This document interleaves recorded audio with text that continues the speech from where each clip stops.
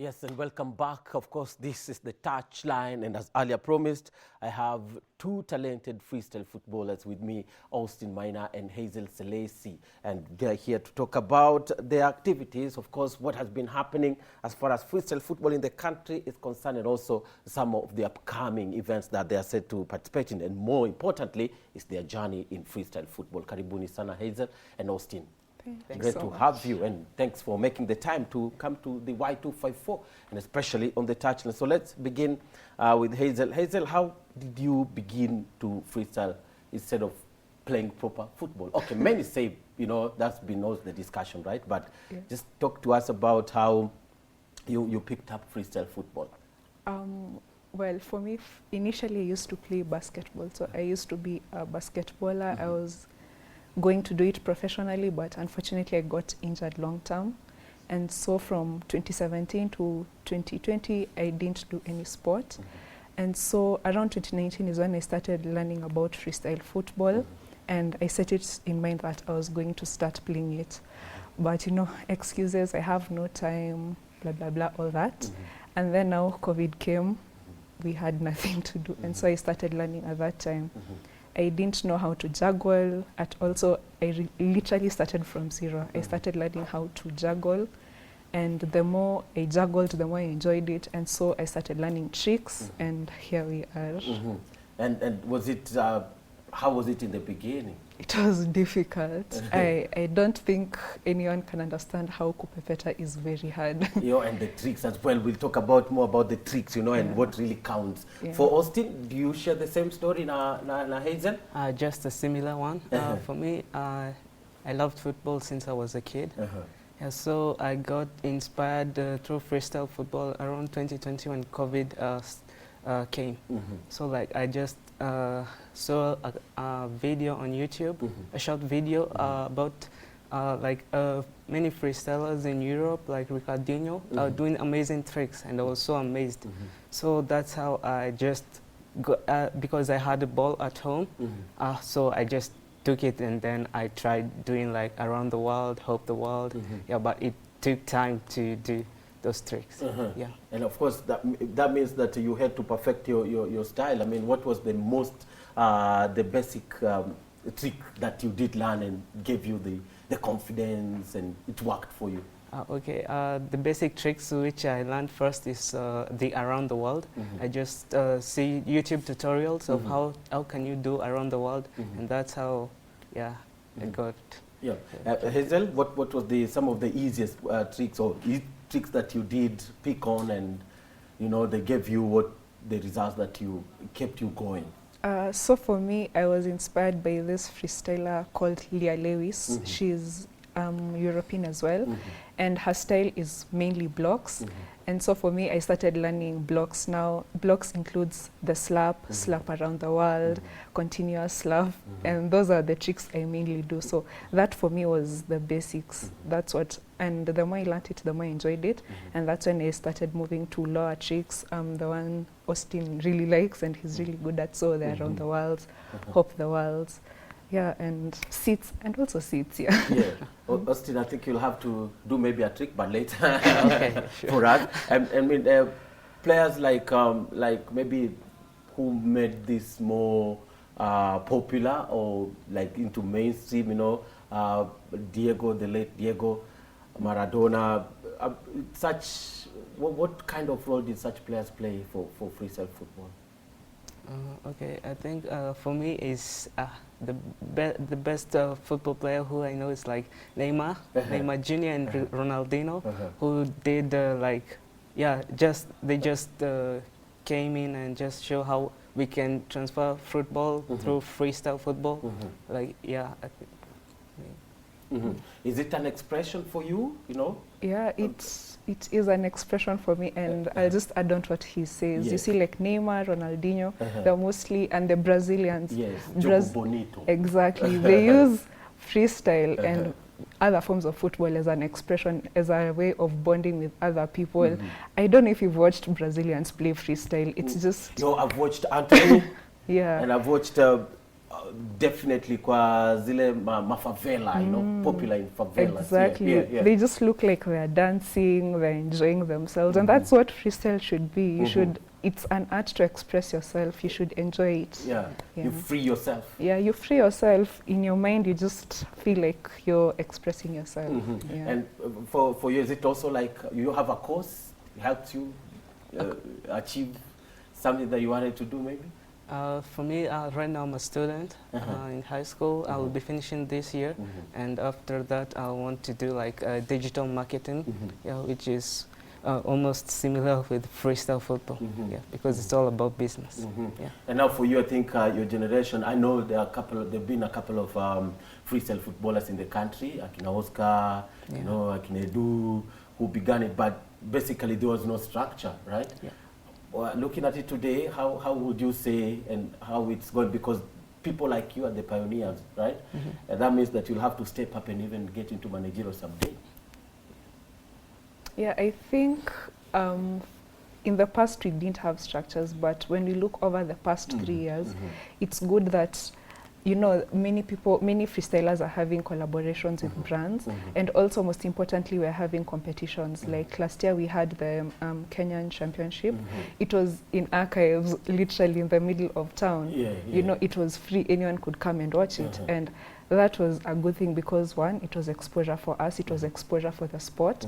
Many people ended up learning about freestyle, and it's not just only men can do freestyle, also women can do freestyle. And it was nice because each and every single freestyler has their own style, completely different. And I think it's good that the exposure is coming. Now we just hope for more structure where we can have more competitions. You see more deals with brands, especially like with Chan coming up. If you see something like Chan, I'll use like Euros for example.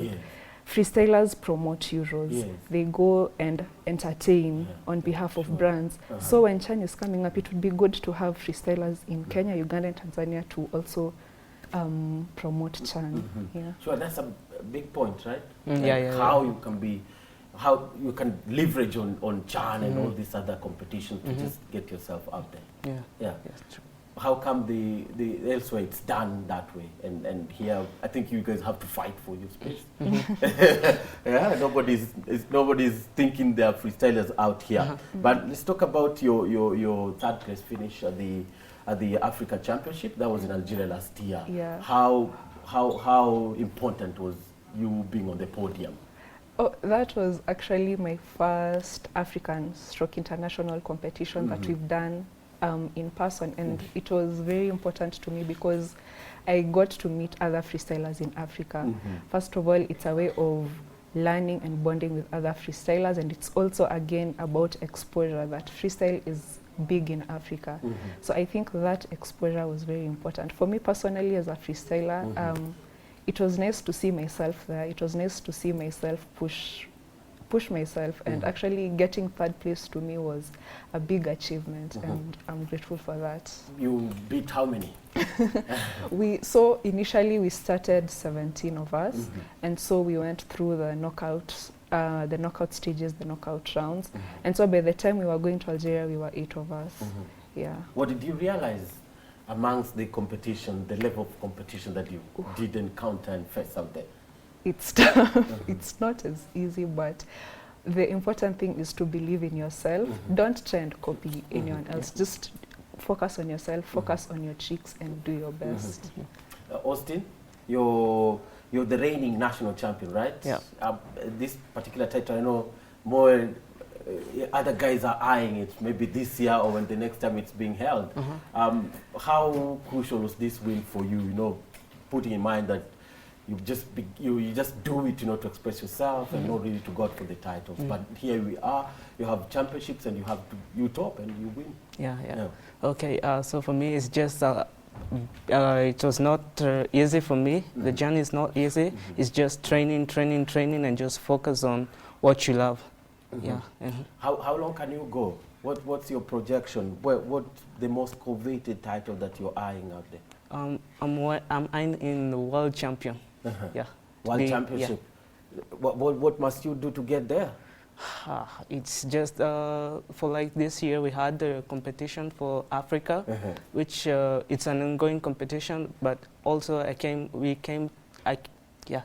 top 16 in Africa, but it's also continuing. So I'm aiming to go to Europe to compete with other best freestylers in Europe. Yeah. What's the importance of maybe going to Europe and getting the experience and training them? Okay, so it's very important to go to Europe because it's when a freestyler goes to Europe, you're representing Africa. You see, with the World Championship, other continents get 5 representatives, but Africa only gets 1 representative. So let's say if I win the Women's African Championship, when I go there as a representative of Africa, that Africans actually know how to freestyle, and I go there to try and create that exposure and show that we need more than 1 representation. We need at least 3. You're fighting for the rest of the continent. Exactly, you're fighting for the rest of the continent, which is very important. Why do you think the quota is too small? Our representation is too small, yet football is popular.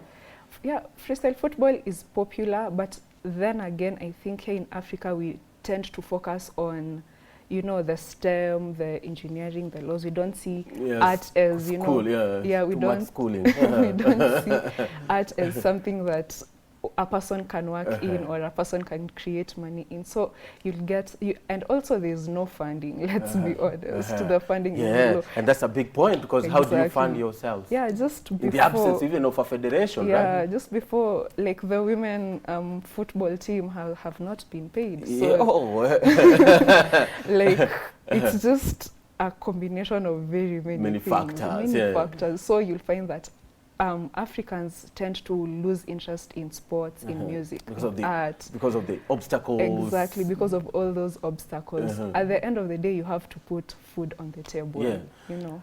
Austin, do you share the same struggles? I think for me, it's because Africa, there's few freestylers in here. So in like Europe, there's a lot of freestylers. So competition, they take it in Europe because there's a lot of freestylers, and also United States, Australia, there's a lot of freestylers, but in Africa, it's just few freestylers. That's why they don't bring like, they just take one.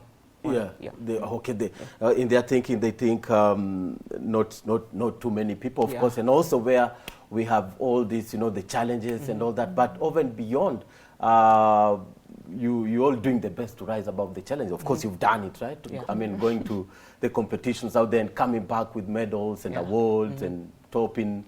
That's a great sign that you staked your claim and actually made the way for the rest who have Ambawa Janza. Sure. And when you look at that, do you think it's worth the struggle? I personally think it is worth the struggle because freestyle is something I enjoy. At the end of the day, whether I'm being paid, whether I'm competing, to me it's a form of expression, it's a form of exercising, it's a sport I love, and so I want to do it for as long as I can. And I also would like to inspire the next generation who, you know, maybe during their time they'll be lucky enough to have less challenges. Because now, you see, we were used to seeing the Akina Edu, you know, just doing it on the streets and you know, and you're like, how do they take it to the next level? You know, like the pioneers always face all the challenges in the world, you know, and sometimes there's no reason for them to even begin, you know. And I think for now for you, it's you're breaking barriers. You know, now with the I think the federation, only the president is around, right? And the rest still forming. But I believe that with your consistency, you'll get there. But looking at the championship that maybe you've participated in, Austin, like in the national championship, right? How did it make you better? Beating the rest of the competitors and also meeting, you know, like from knockout all the way to the final and topping. How did it make you better? For me, I think how it made me better is just we share our freestyle, like, we come and share how you just show your skill, I show my skill. We're just sharing different skill and we just try. That's how I became better. For you, Hazel, especially at the Africa Championship? For me, I also share the same sentiments with him. Learning from others is very important, and when you see someone else doing something better, you also those limitations in your head go away, because you tend to believe that I can also do that. So why not learn? It's always a matter of progress over perfection, and consistency, resilience. You have to try as hard as much as possible to learn, and also what is the end goal by the end of this year? Which championship would I want to have won? What position would I want to achieve? You also want to see that progress. Last year I was third position. This year, which position do I want to be? And so that pushes me to constantly learn and grow. Proud moment so far? I would say the third position. The Africa Championship, right? Yeah, that's for it me. Opened doors? Yeah. What did it bring? So, of course, you get a prize, which was very nice. I got exposure. My social media grew a lot. I got also to do an ad, which was very nice. Yeah. Yeah, some millions in the bank. Always important. Yeah, sure. And of course, also bridging it with culture, because it's an urban thing. Yeah. For Austin, your proudest moment, reigning champion? For me, there was a time when Kenya National Theatre and Spitfire Company in Czech Republic, they were looking for young freestylers around 17 to 20 years, and they got me. That's how I get my exposure. I went to Europe, like I've traveled to Germany, Prague, Prague, and also Oslo, Norway, and Qatar also. Yeah, that was my proudest moment, because I've seen that freestyle can also grow, and also I got to share my talent in abroad. And that makes you feel like you fulfilled your dream, right? A World Championship, when is it, and what are your targets? What must you do to get there? Probably, I think it's on November, around 29th, this year. Yeah, it's just training, that's all that matters. Yeah. And maybe to the federation, like, we know this is not your question, but what would you like to see happening in terms of more competitions, terms of organization? When you can play and be an official at the same time, right? Yeah. So I think I'm hoping that we can get endorsement from different companies, like let's say Predator, Red Bulls. Yeah, they could come here and just come and support this. Support, right? Yeah. Yes. For you, what would you see for Hazel? What would you like to see happening? Like, we need the federations, we need people to run this, we need a lot of activities, the vibrancy. In addition to what he said, I think it's also important for us to have a combination of actual football and freestyle football. Yes. So you see, like the Kenyan Premier League, like the Chan, that's a good opportunity for us to go and showcase our skills. And the federation, that's something I think they can look into, because it's exposure for the sport and also for us as freestylers. And just maybe your message just to the rest is, freestyle football is just important as football, right? Yeah. What's the misconception? Why do you think people have the misconception? I think the misconception that I get mostly from my social media is, you can't do that in a game. You see, okay, sawa, unaweza fanya tricks mbili, but huwezi fanya hivyo kwa game. And for me, it's like, I think we need to know that freestyle football is an actual sport that is separate from football. Freestyle football is more of an art, athleticism, creativity, and it's a sport that needs to be embraced. Austin? Okay, for me, the misconception I usually get is, like, people say that if you can do freestyle, why don't you go professional? Like, be a professional footballer. That's but freestyle football is all about control, doing tricks with your shoulders, neck, doing sits. That's different. But you can't use your hand, right? You can't use your hand, but you can use your hand in, like, doing entertainment, but in competition you don't use your hand. Nice one. So the future is bright with this particular sport, right? So with when it's happening online, how do you know that you're facing competition? How do you put yourself in the mood to win? You have a chance to record and edit and all that? You have a chance to. What wins really? What kind of tricks win? They usually look at difficulty. You do difficult skills. You're creative, being creative, and also you do all around from uppers, lowers, sits, and how you transition it. Yeah. That's true? Yeah, that's true. In addition to that, they look at originality. Are you introducing new skills that they've never seen before? And basically just how the look is from your transitions and all that. And definitely you don't regret switching from basketball to football. I have no regrets at all. Austin, was it, football was everything, or you played? Yeah, I usually played football in school, but what position? Number 10. Number 10. Yeah, playmaker. That's how I got injured in the shin and just stopped playing football. Yeah, because it was crazy injury. Yeah, so it took me like almost 1 year not playing football again. Yeah. To recover mentally. What does it do to you mentally? What do such long-term injuries do to players mentally? Mentally, it's just like you don't get any support from people because you're not playing again. Yeah. They're never calling you. They're never checking on you. It's only you and maybe people closer to you. How did you decide to switch? Because you still got to be in sports again, right? Yeah. Did it take you time to recover? Yeah.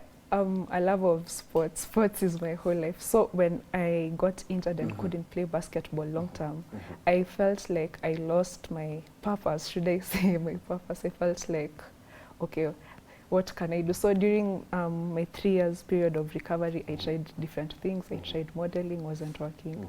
And so when I went back to freestyle, I found that source of inspiration and purpose again in life. And yeah, that's why I truly enjoy freestyle, because it gave me another chance at sports. And yeah, I'm really passionate about it. It looks like sports is a vehicle for you. It is. Yes, indeed. So what are you looking forward to this particular year? Biggest championship? Currently, the African Championship is ongoing. We have the quarterfinals 24th, which is next week. Then, hopefully if I proceed, then we'll have the semis and the finals 3rd of August. Then I'm not sure if we'll have our Kenyan Championship this year, but that's something I'm also looking forward to. On a personal level, I'm also looking forward to actually start teaching kids age 9 to 16 about freestyle. Well, I'll be teaching the footballers, but hopefully I can, steal some and introduce them to freestyle. Okay, for me, I'm looking forward to this competition to win and just to share it. I want just to spread freestyle, just to unite people. Yeah, that's nice. Are people not united? Through freestyle, you get to unite people, because just people come and look and just, we be happy. Nice one. We'd like to see an event at the archives one of these fine days, come and cover and you show the rest of the world your skills, and also expose your awesome talents, because looks like if football is here, then you can free yourself, like you free the style from the football and go shine with it. So I also hope to see you at the Chan, the opening ceremony and all that. You people should be involved, right? Yes. All the same. Thank you so much for coming through, right?